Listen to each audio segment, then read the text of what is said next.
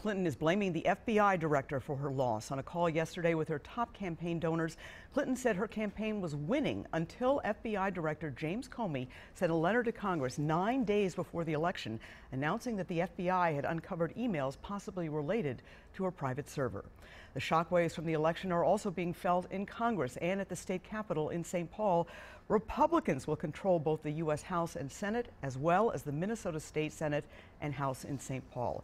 Joining us to help break it down, what happened and what happens going forward, Professor Larry Jacobs from the Humphrey School. Thank you so much for coming in. Good to be with you. Let me ask you, what happened? I mean, you had a few days now to look at the data. What happened here? Well, I think there were some campaign errors. We saw Hillary Clinton, for instance, in the last month putting time and money into Arizona.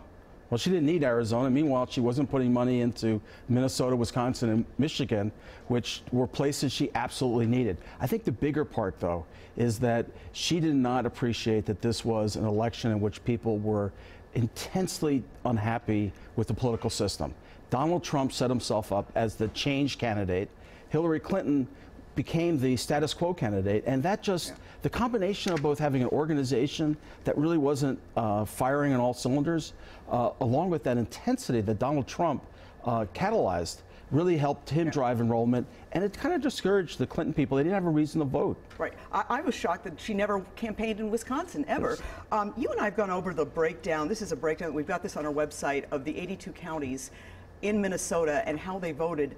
Many of these counties were down. Ramsey County, big DFL county, down 2%, whereas Carver County up 4%. 83% of the people came out, and they came out for Donald Trump in Carver County. What does this tell you?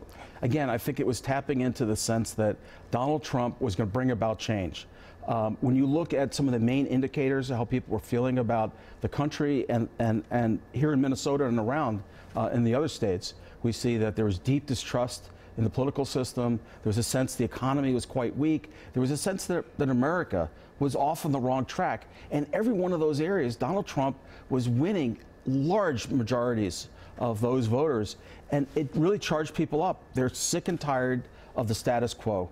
And they think the political system is broken. Donald Trump became the spokesperson for that.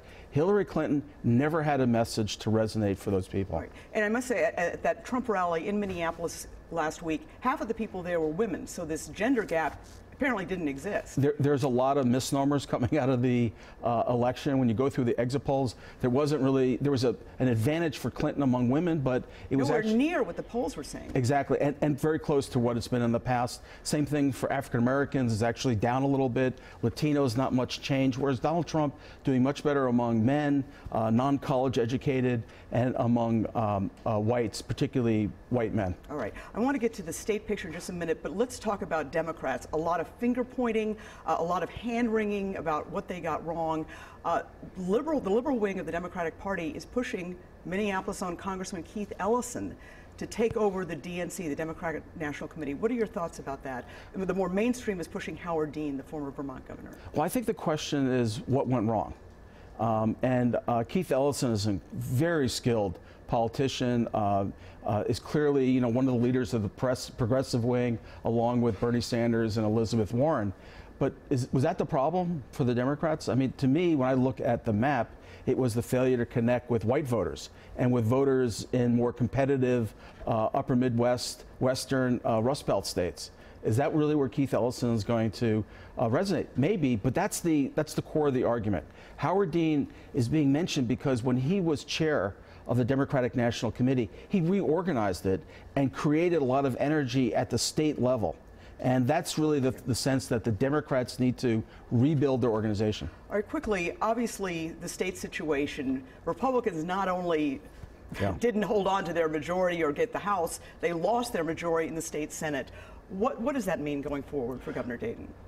It's a big problem for Governor Dayton because he's used to having at least one of those chambers being Democrat, and therefore issues that the governor wanted to sign coming forward. Now with the Republicans in charge, they dictate the agenda, and Mark Dayton's choice is simply going to be more in the yes and no favor, and he's going to have to make very difficult trade-offs.